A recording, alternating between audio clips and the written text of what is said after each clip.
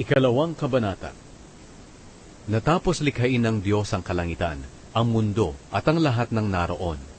Natapos niya ito sa loob ng 6 na araw at nagpahinga siya sa ikapitong araw. Binasbasan niya ang ikapitong araw at itinuring na di pangkaraniwang araw. Dahil sa araw na ito, nagpahinga siya nang matapos niyang likhain ang lahat.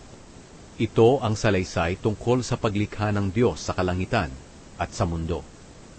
Si Adan at si Eva. Nang likhain ng Panginoong Diyos ang mundo at ang kalangitan, wala pang tanim sa mundo at wala pang binhi ng anumang halaman ang nabubuhay, dahil hindi pa siya nagpapaulan at wala pang tao na mag-aalaga ng lupa. Pero kahit wala pang ulan, ang mga bukal sa mundo ang siyang bumabasa sa lupa. Nilikha ng Panginoong Diyos ang tao mula sa lupa. Hiningahan niya sa ilong ang tao ng hiningang nagbibigay buhay. Kaya ang tao ay naging buhay na nilalang.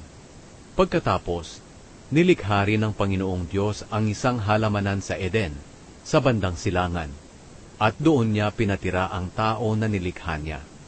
At pinatubo ng Panginoong Diyos ang lahat ng uri ng puno na magagandang tingnan at may masasarap na bunga. Sa gitna ng halamanan ay may puno na nagbibigay ng buhay, at may puno rin doon na nagbibigay ng kaalaman kung ano ang mabuti at masama. Sa Eden ay may ilog na dumadaloy na siyang nagbibigay ng tubig sa halamanan. Nagsanga-sanga ito sa 4 na ilog. Ang pangalan ng unang ilog ay Pisyon. Dumadaloy ito sa buong lupain ng Havila, kung saan mayroong ginto. Sa lugar na iyon, makikita ang purong ginto, ang mamahaling pabango na bedeliyum, at ang mamahaling bato na onyx. Ang pangalan ng ikalawang ilog ay Gihon. Dumadaloy ito sa buong lupain ng Cush. Ang pangalan ng ikatlong ilog ay Tigris. Dumadaloy ito sa silangan ng Assyria. At ang ika-4 na ilog ay ang Euphrates. Pinatira ng Panginoong Diyos sa halamanan ng Eden ang taong nilikha niya para mag-alaga nito.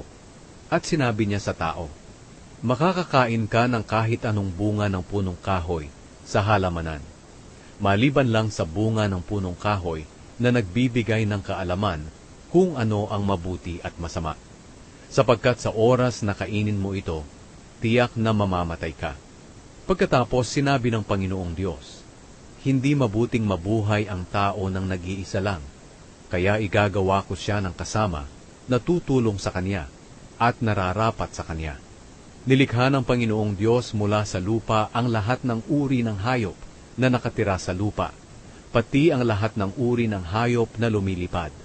Pagkatapos, dinala niya ang mga ito sa tao para tingnan kung ano ang ipapangalan nito sa kanila.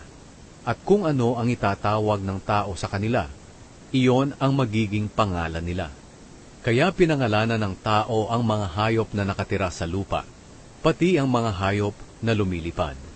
Pero para kay Adan, wala kahit isa sa kanila ang nararapat na maging kasama niya na makakatulong sa kanya. Kaya pinatulog ng Panginoong Diyos ang tao ng mahimbing. At habang natutulog siya, kinuha ng Panginoong Diyos ang isa sa mga tadyang ng lalaki at pinaghilom agad ang pinagkuhanan nito. Ang tadyang na kinuha ng Panginoong Diyos sa lalaki ay nilikha niyang babae at dinala niya sa lalaki. Sinabi ng lalaki, "Narito na ang isang tulad ko, buto na kinuha sa aking mga buto, at laman na kinuha sa aking laman. Tatawagin siyang babae, dahil kinuha siya mula sa lalaki." Iyan ang dahilan na iiwan ng lalaki ang kanyang ama't ina, at makikipag-isa sa kanyang asawa, at silang dalawa ay magiging isa. Nang panahong iyon, kahit hubot-hubad silang dalawa, hindi sila nahihiya.